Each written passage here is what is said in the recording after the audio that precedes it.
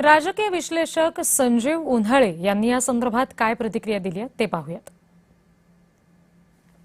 आता या ठिकाणी खूप दिवसानंतर अमित शहा हे काही अंशी कचाट्यात सापडलेले आहे आणि त्यांच्या राजीनाम्याची मागणी विरोधी पक्ष सातत्याने करत आहे। एक गोष्ट अशी की सत्तेमध्ये एक डी ज्युरी हेड असतो आणि दुसरा डी फॅक्टो हेड असतो।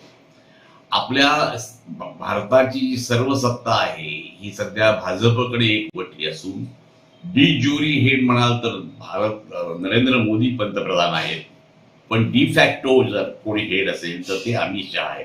म्हणजे पूर्ण भारताचं जे पॉवर हाऊस आहे, जे शक्तीचं स्थान आहे, हे शक्तीचं स्थान अमित शहा हे होऊन बसलेले आहे।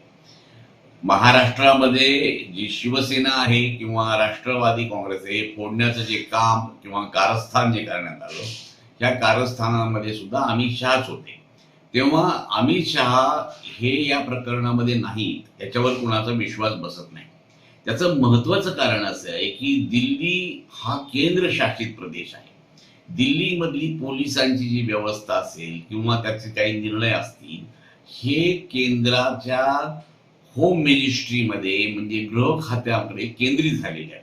गृह खात्याच्या म्हणजे अमित शहाच्या अनुमतीशिवाय तिथे मला असं वाटतं काठी हलवता येत नाही।